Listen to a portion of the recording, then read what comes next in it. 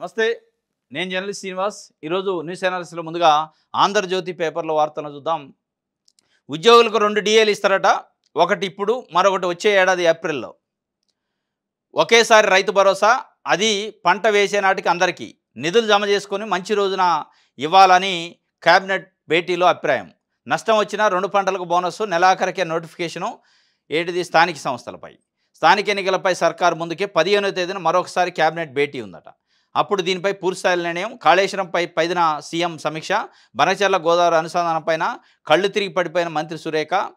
Cabinet భేటీకి ముందు స్వల్ప అస్వస్థత పరామర్శించిన CM Revanth Reddy అట. మొత్తానికి ఉద్యోగ సమస్యలపైన కొంత ఒక అడుగు ముందుకు పడ్డది. వాళ్ళు ఉద్యమానికే పిలిపించారు. డీఏలు 5 డీఏలు పెండింగ్ ఉన్నాయి. కనీసం 3 డీఏలు మాకు రిలీజ్ చేయాలి అని చెప్పి.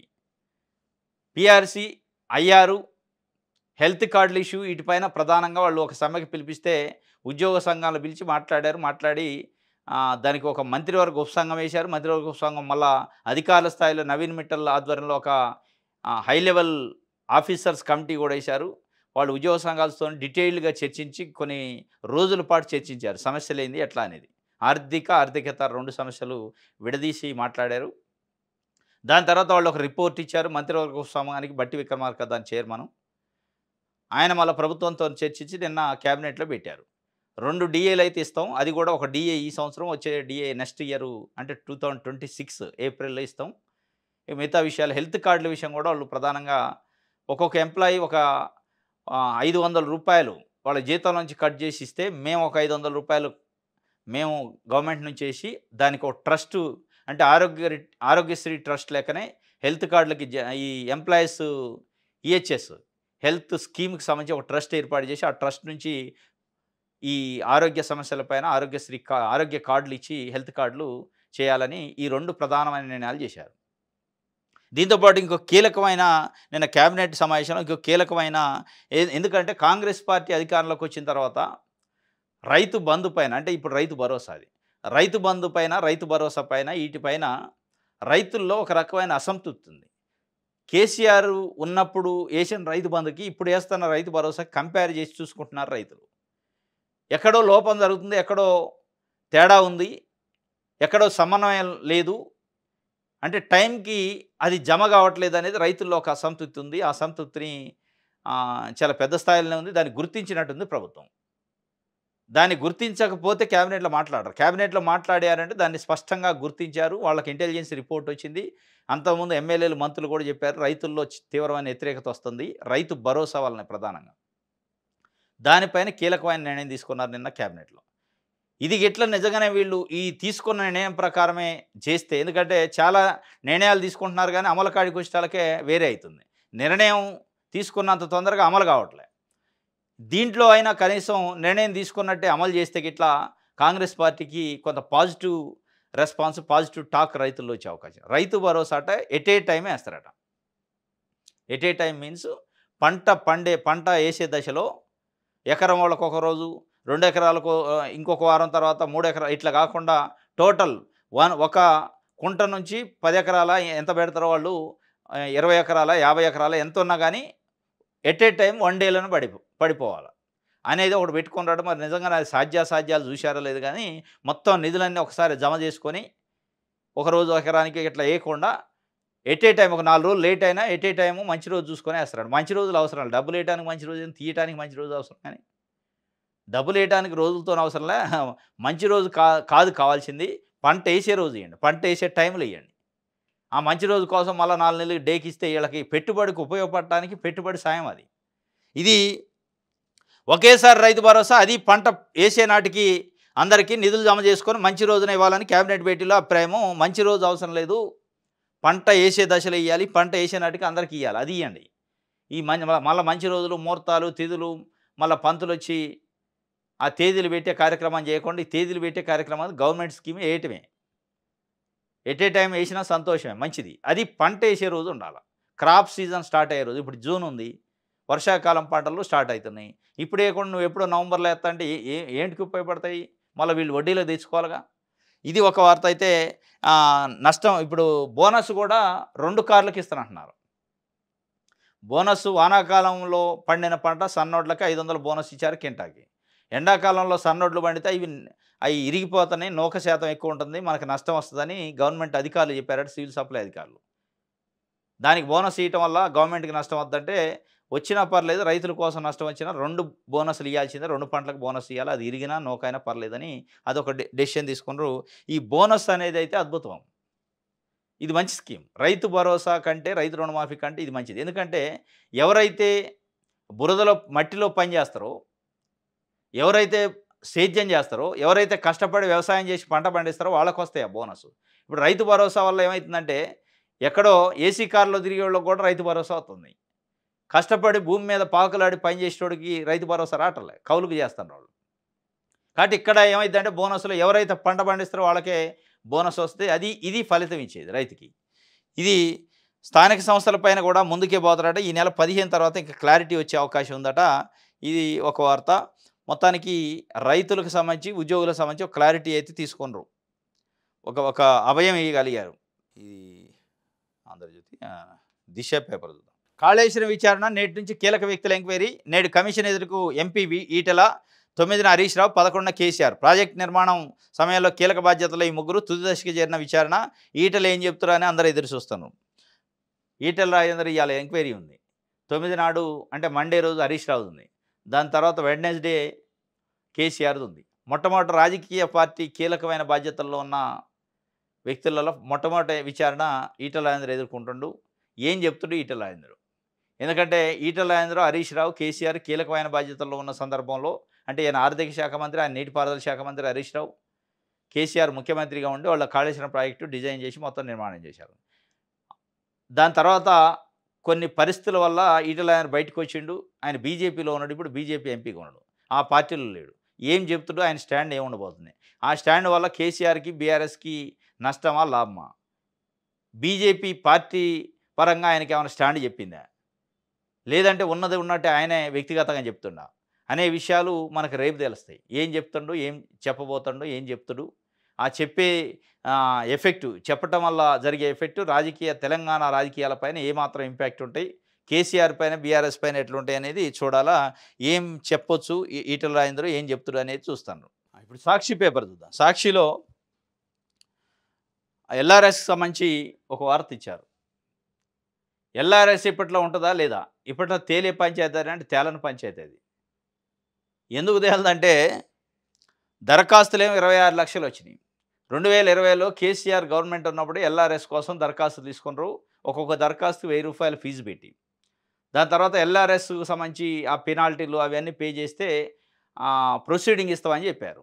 అప్పట్లో కాంగ్రెస్ పార్టీ నాయకులు, ఇప్పుడు ముఖ్యమంత్రిగా ఉన్న రేవంత్ రెడ్డి, ఇప్పుడు మంత్రిగా ఉన్న ఉత్తమ్ కుమార్ రెడ్డి, ఇప్పుడు మంత్రిగా ఉన్న బట్టి విక్రమార్క, కోమటిరెడ్డి వెంకటరెడ్డి, వీళ్ళంతా ఏం చెప్పారంటే ఎల్ఆర్ఎస్తోనే బీఆర్ఎస్కి వీఆర్ఎస్ ఇస్తారు, ప్రజల దగ్గర పైసలు వసూలు చేయటమైంది, డబ్బులు వసూలు చేసి ఎల్ఆర్ఎస్ చేయటమైంది, మేము వస్తే ఉచితంగానే ఎల్ఆర్ఎస్ ప్రొసీడింగ్స్ ఇస్తాం అన్నారు. ₹1 పే చేసే అవసరం లేదన్నారు. వచ్చారు. అయిందా ఉచితం? కాలే. వచ్చిన తర్వాత ఏం చేశారు? లేదు అది ఏదో ఓట్ల కోసం అన్నం తప్ప మేము ఎందుకు ఉచితంగా ఇస్తామని మళ్ళీ డబ్బులు పిండే కార్యక్రమం చేస్తున్నారు. ఆ పిండే కార్యక్రమంలో ఆయన ట్రాన్స్పరెన్సీ ఉందా అంటే లేదు. 26 లక్షల మంది దరఖాస్తు చేసుకుంటే 5,77,000 మంది పే చేశారు. ఇప్పటి వరకు దాదాపు 3-4 నెలల నుంచి టైం ఇస్తే. అంటే ప్రజలు నమ్మట్లే, ప్రజలకు విశ్వాసం లేదు. వీళ్ళు ఏం చేస్తారో, ఏం కథ, పైసలు పోతాయి, వేస్ట్ అవుతాయి అని ఎవరు ముందుకు రాని పరిస్థితి. 26 లక్షల్లో 6 లక్షలు కూడా కాల, 5,77,000 మంది పే చేశారు. ఇంకా 20 లక్షల పెండింగ్ ఉన్నాయి. 20 లక్షల మంది ముందుకు రావట్లే పేమెంట్కి. అసలు ఎల్ఆర్ఎస్ అనేది బయటికి తీసిందే కాంగ్రెస్ పార్టీ ప్రభుత్వం. ఇప్పుడు కేవలం డబ్బుల కోసమే, నిధులు జమ కావాలా, దానికోసం తీస్తే ఎవడు ముందు రావట్లే. 5,77,000 మంది పే చేస్తే దాన్ని మరి 5,77,000 మందికి ప్రొసీడింగ్స్ ఇస్తారా అంటే ఇయ్యరు. 1,77,000 మందికి ఇచ్చారు ప్రొసీడింగ్స్. మళ్ళీ 4 లక్షల మందిని ఆ డబ్బులు కట్టిన వాళ్ళని ఇబ్బంది పెడతారు. ఇంక ఏడ నుంచి తేలిద్ది ఇది? ఎట తేలిద్ది ఈ కథ? 20 లక్షల మంది ఇంక పేమెంట్ చేయలేదు. పేమెంట్ చేసిన వాళ్ళు 4 లక్షల మందిని వాళ్ళని అయోమయం చేశారు, ఏందో తెలియదు. కాబట్టి గవర్నమెంట్ సమన్వయ లోపం ఉంది, ఒక క్లారిటీ లేదు.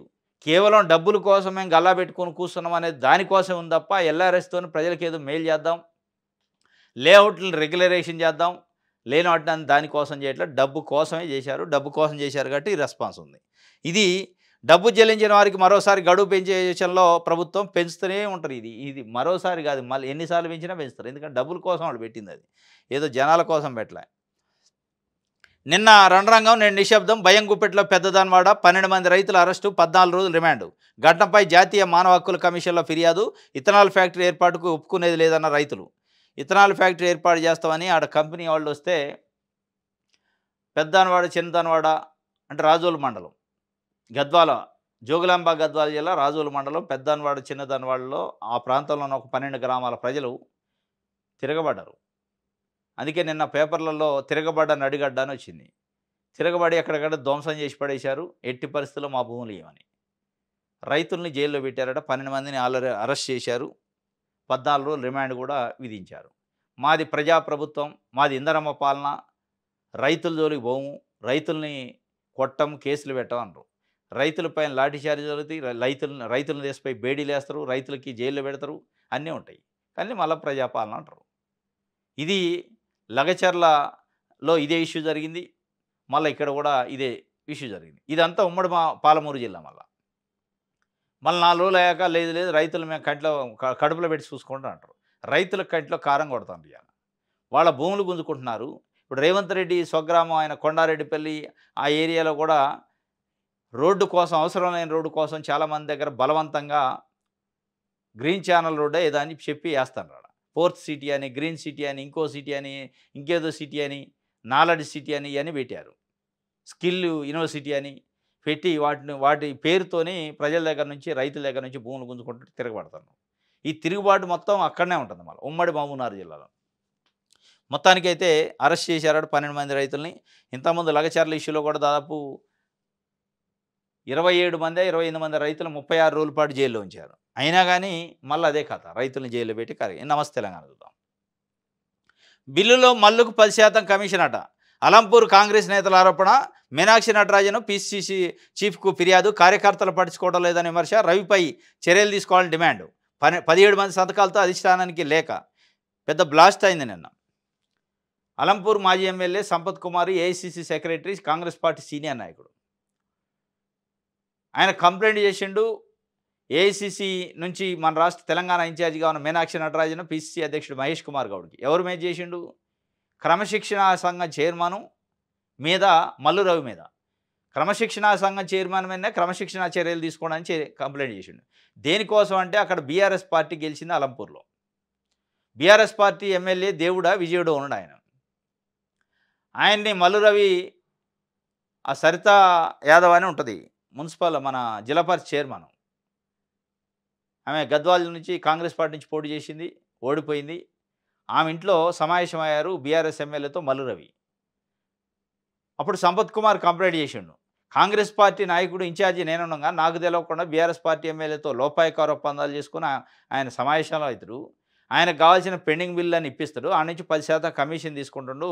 అందుకే 10% బిల్లులో మల్లుకు 10% కమిషన్. మల్లు రవి, మల్లు అంటే మల్లు బట్టి విక్రమార్క కాదు, మల్లు రవి గారు వాళ్ళ బ్రదర్ అవుతారు.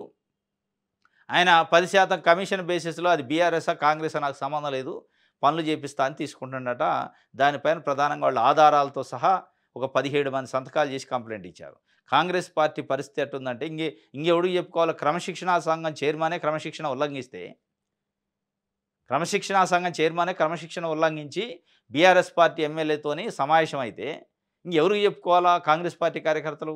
ఇది ఎంతవరకు నైతికత? నైతికత లేని విషయం. దేనికి సమావేశం అయిన అంటే మరి ఏం చెప్తారు ఇప్పుడు మల్లు రవి గారు? మరి ఆయన పైన ఎవరు క్రమశిక్షణ చర్యలు తీసుకోవాలి? ఆయనే చైర్మన్. కాబట్టి ఇట్లాంటి వాళ్ళని మరి ఎంకరేజ్ చేసి ఇట్లాంటి వాళ్ళని చేస్తే అసలు కాంగ్రెస్ పార్టీ కార్యకర్తలు, కాంగ్రెస్ పార్టీ జెండా మోసిన నాయకులు మనోభావాలు దెబ్బతినవా? ఇది దాదాపు చాలా జిల్లాల్లో ఉంది. ఇక్కడ పూర్తిగా బయటపడది. ఇది చాలా జిల్లాల్లో పాత కాంగ్రెస్ కొత్త కాంగ్రెస్ కార్యకర్తల నాయకులు ఆడ క్లాషెస్ ఉన్నాయి, మెర్జ్ అయ్యే పరిస్థితి. పాపం పాత వాళ్ళు ఏం కష్టపడ్డారు, అవమానాలను ఎదుర్కొన్నారు, అనేక అష్టకష్టాలు పడ్డారు, 10 ఏళ్ళు వాళ్ళు హడ్డిల్స్ ఫేస్ చేశారు. వాళ్ళని పట్టించుకునే పరిస్థితి లేదు. కొత్త కాంగ్రెస్ పెత్తనం ఎక్కువైంది చాలా చోట్ల అనేది పాత కాంగ్రెస్ కార్యకర్తల నాయకుల ఆవేదన, అసంతృప్తి ఉంది. దీన్ని బ్యాలెన్స్ గిట్ట చేయకపోతే వచ్చే ఎన్నికల్లో తప్పనిసరిగా ఎఫెక్ట్ పడింది కాంగ్రెస్ పార్టీ అధిష్టానం. మన తెలంగాణలో స్థానిక సమరంపై సుదీర్ఘంగా చర్చ జరిగిందంటే నిన్న కేబినెట్ భేటీలో స్థానిక ఎన్నికలు అంటే ఎంపీటీసీలు, జడ్పీటీసీలు, సర్పంచులు వీటి ఎన్నికలను ఎట్లా నిర్వహించాలి, నిర్వహిస్తే ఎట్లుంటదని సుదీర్ఘంగా చర్చ. అంటే దాంట్లో సుదీర్ఘమైన చర్చ 2 ఉంటాయి. ఒకటి 42% బీసీలకు రిజర్వేషన్ ఇస్తున్నాను, అవి లేకుండా ఎన్నికలకు పోతే ఎట్లుంటది. ఇంకోటి అసలు ఎన్నికలకు పోతే ఎట్లా ఉంది, ప్రజల మూడు, రైతుల మూడు, గ్రామాలలో ప్రజల మూడ్ ఆఫ్ థింకింగ్ ఎట్లా ఉంది, నెగెటివ్ ఇంపాక్ట్ ఏమైనా పడిద్దా అనే ఒక భయంలో అయితే కాంగ్రెస్ పార్టీ ఉంది. వ్యతిరేకత అనే ఇంపాక్టు, రైతు రుణమాఫీ, రైతు భరోసా ఈటి ఇంపాక్ట్ ఏమన్నా ఎన్నికల పైన, లోకల్ బాడీ పైన పడితే పరువు వద్దనే ఒక కోణంలో ఆలోచన చేస్తున్నట్టు సుదీర్ఘంగా చర్చించారట. సుదీర్ఘమైన చర్చ మళ్ళా 15వ తారీఖు వాయిదా పడ్డది. నెక్స్ట్ 15th రోజు మళ్ళీ ఒక సమావేశం ఉందట. ఇది క్యాబినెట్ సమావేశం. అందులో డెసిషన్ తీసుకుంటారట. నెక్స్ట్ వెలుగు పేపర్ చూద్దాం. నేటి నుంచి కాళేశ్వరం కమిషన్ తుది దశ విచారణ. హాజరు కానున్న ఈటెల రాజేందర్ ఆర్థిక విధానాలపై కమిషన్ ప్రశ్నించే ఛాన్సు. కంప్లీషన్ సర్టిఫికేట్, బ్యాంకు గ్యారెంటీల విడుదల, అంచనాల పెంపుపై ప్రశ్నలు ఉండే అవకాశం ఉంది. 9న హరీష్, 11న కేసీఆర్ తుది దశగా చేరుకుందట విచారణ. ఈ తుది దశకు అది విచారణ ఎంత గమ్మత్తుందంటే, విచారణ కమిషను 400 పేజీలతో రిపోర్ట్ తయారు చేసింది. రేపో మాపో గవర్నమెంట్కి ఇస్తుంది. ఇచ్చే సందర్భం లీక్ అయింది. ఇది ఎటు పోయేటట్టుంది కథ. కేసీఆర్ని పిలవకుండా విచారణ కమిషన్ రిపోర్ట్ క్లోజ్ చేస్తే ఇక ఇంతకంటే పరువు తక్కువ ఉండదని కాంగ్రెస్ పార్టీ నాయకులు ఎవరు చెప్పినట్టు మళ్ళీ మొదలుపెట్టారు. ఆ విచారణని, ఆ రిపోర్ట్ని పక్కన పెట్టి ఏదో చేసినట్టు చేస్తాను, కానీ ఇందులో ఏం తేలేది ఉండదు, మనం చూసేది ఉండదు. ఉట్టిదే. ఆంధ్రప్రభ చూద్దాం. జూలైలోనే లోకల్ ఫైట్ అట. దశల వారీగా స్థానిక పోరు. కేబినెట్ భేటీలో సీఎం రేవంత్ సంకేతాలు. మరో పక్షం రోజుల్లో మళ్లీ కేబినెట్ భేటీ. మేడిగడ్డ, కాళేశ్వరం ప్రాజెక్టుపై ఎన్డీఎస్ఏ నివేదిక. ఉద్యోగ సమస్యలపైన కేబినెట్ అధిక సమయం చర్చ. జిల్లా అభివృద్ధి మండలి సమావేశాలపై మంత్రులు హ్యాపీ. తరచూ నిర్వహించండి, సమన్వయం పెరుగుతుంది. బనచర్లపై పోరాడదాం, అవసరమైతే సుప్రీంకు మంత్రులతో సీఎం రేవంత్ రెడ్డి చెప్పిండట. జూలైలో లోకల్ ఫైట్ ఉంటుందట. ఆ లోకల్ ఫైట్తోని కాంగ్రెస్ పార్టీకి నష్టమైంది, లాభమైంది, ప్లస్ అయింది, మైనస్ అయింది అనేది ప్రధానంగా నిన్న క్యాబినెట్లో సుదీర్ఘమైన చర్చ జరిగిందట. ఇంకా ప్లస్ మైనస్లో పడితే ఇబ్బంది అవుతుందని. మొత్తానికి 15వ తారీఖు అయితే క్లారిటీ వచ్చే అవకాశం ఉంది. జూన్ 15 మళ్ళీ క్యాబినెట్ సమావేశం ఉంది. జూలైలో ఎన్నికలు జరుగుతాయా లేదా అనేది వచ్చే అవకాశం ఉందట. ఎమ్మెల్యే గోపీనాథ్ ఆరోగ్యం విషమం. ఏఐజీలో వెంటిలేటర్పై చికిత్స. 45 గంటల వైద్యుల అబ్జర్వేషన్. ఆసుపత్రి చేరుకున్న హరీష్. హైదరాబాద్కు బయలుదేరిన కేటీఆర్. జూబ్లీహిల్స్ బీఆర్ఎస్ శాసనసభ్యుడు మాగంటి గోపీనాథ్ ఈ మధ్య కిడ్నీ ట్రాన్స్ప్లాంటేషన్ జరిగింది ఆయనకి. అదే విషమించిందట, ఇన్ఫెక్షన్ అయినట్టు. మొత్తానికి అయితే చాలా సీరియస్గా ఉంది కండిషన్ అయితే అని చెప్పి నిన్న ఏఐజీ హాస్పిటల్ నుంచి కొంత సమాచారం అధికారికంగా వాళ్ళు రిలీజ్ చేయలేదు, కానీ సమాచారం వచ్చింది. కేటీఆర్ కూడా అమెరికా పర్యటనని అర్ధంతరంగా ముగించుకొని రిటర్న్ వస్తాడట. దీనికి ప్రధాన కారణం ఏంటంటే, మాజీ జిహెచ్ఎంసీ డిప్యూటీ మేయర్ బాబా ఫయజుద్దీన్ గతంలో బీఆర్ఎస్లో ఉండి ఆయన కాంగ్రెస్ పార్టీలో జాయిన్ అయ్యింది. కాంగ్రెస్ పార్టీలో జాయిన్ అయ్యి మాగంటి గోపీనాథ్ ప్రధాన ఇంకొక అనుచరుడు ఉండి సర్దార్ అని, ఆయన కూడా ముస్లిమే. ఆయన్ని తీవ్రమైన ఇబ్బందులకి, వేధింపులకు గురి చేసిండు. ఆ వేధింపులనే తట్టుకోలేని పరిస్థితిలో సర్దార్ ఆత్మహత్య చేసుకుండు. ఆత్మహత్య తర్వాత ఈయన మనోవేదనకు గురైండు, మానసిక ఒత్తిడికి గురైండు మాగంటి గోపీనాథ్. అంటే ఆయనకు చాలా దగ్గర వ్యక్తి అట. కాబట్టి దాంతో ఇంకా ఆరోగ్యం క్షీణించింది, విషమించింది అని చెప్పి బయట ప్రచారం. మరి సర్దార్ ఆత్మహత్య చేసుకుంటే ఈయనెందుకు టెన్షన్ పడుతుండు అనేది ఇప్పుడు పెద్ద చర్చ. సర్దార్ ఆత్మహత్య చేసుకుంటే మాగంటి గోపీనాథ్కి ఏంది టెన్షన్? వాళ్ళ కుటుంబ సభ్యుడు కాదు, అనుచరుడు అయితే కావచ్చు. చాలామంది అనుచరులు ఉంటారు. అనుచరులు ఆత్మహత్యలు చేసుకుంటున్నా, అనుచరులు చనిపోతున్నాం, నాయకుడు అంత టెన్షన్ పడ్డు. దీని వెనకున్న కారణం ఏంది, దీని వెనకున్న మతలబ్ ఏంది అనేది బయట ఇప్పుడు చర్చ. అంటే ఆయన ఆస్తులు, బినామీల వ్యవహారాలు ఉన్నాయా అనేది కూడా ఒక చర్చ అయితే నడుస్తుంది. ఇంకోటి కేటీఆర్ కూడా హుటాహుటిన వస్తుండు. మరి అంత హుటాహుటిన, ఎందుకంటే ఆయన వైద్యుడు కాదు, సరే వాళ్ళ పార్టీ నాయకుడు కాకపోతే పరామర్శించవచ్చు, ఫోన్లో మాట్లాడచ్చు కుటుంబ సభ్యులతో, కానీ హుటాహుటిన క్యాన్సిల్ చేసుకొని ప్రోగ్రామ్ని కుదించుకొని వస్తుండట. ఏంది మరి దాని వెనకున్న ఏంది ఆ సెంట్రిక్గా, ఏం సెంట్రిక్ జరుగుతుంది అనేది ఇక మనకి భవిష్యత్తులో తెలవాలి. రైట్, ఇది ఆంధ్రప్రభకు సంబంధించి. ఇది ఈరోజు న్యూస్ అనాలిసిస్. రేపు తాజా వార్తలతో తిరిగి కలుసుకుందాం. Thank you.